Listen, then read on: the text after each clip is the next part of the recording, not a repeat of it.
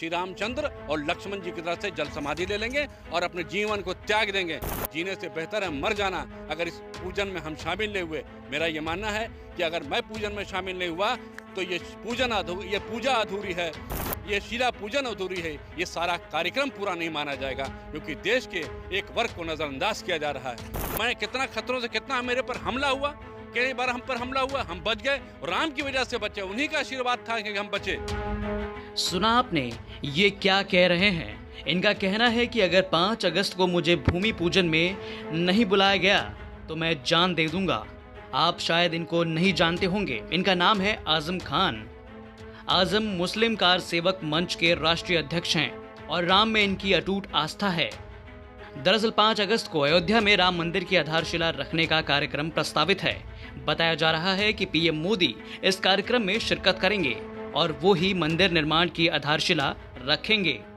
भूमि पूजन के बाद से राम मंदिर का काम शुरू हो जाएगा। इस कार्यक्रम में कई लोगों को आमंत्रित किया गया है, लेकिन कार सेवक मंच के राष्ट्रीय अध्यक्ष को नहीं बुलाया गया, इसीलिए वो काफी नाराज हैं। उनका कहना है कि वो हमेशा से राम मंदिर आंदोलन से जुड़े रहे। इतना ही नहीं, उन्हें कई बार जान से मारने की कोशिश भी की गई, लेकिन भगवान राम ने उन्हें बचा लिया। लेकिन जब मंदिर निर्माण का शुभ अवसर आया तो उन्हें किसी ने नहीं पूछा, जिससे वो काफी दुखी हैं।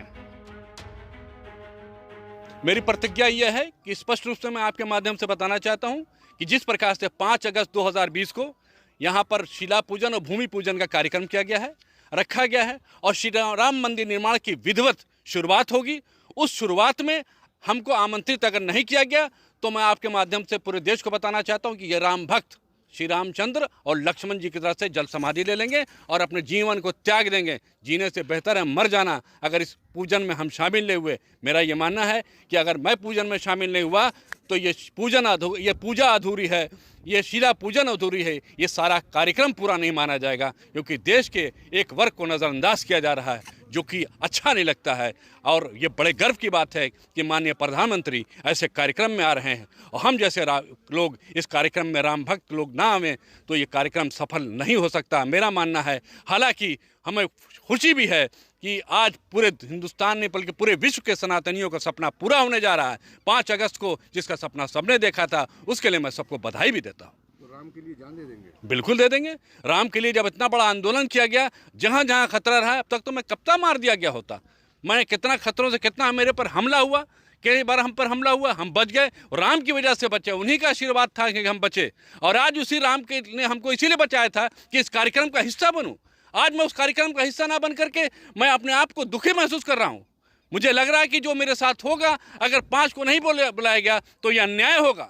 मैं न्याय के लिए यहाँ पर आया हूँ कि ये मेरे साथ इंसाफ करें और इस कार्यक्रम में मुझे जरूर बुलाएं और मुझे इस कार्यक्रम का हिस्सा बनाएं। ब्यूरो रिपोर्ट, यूपी तक।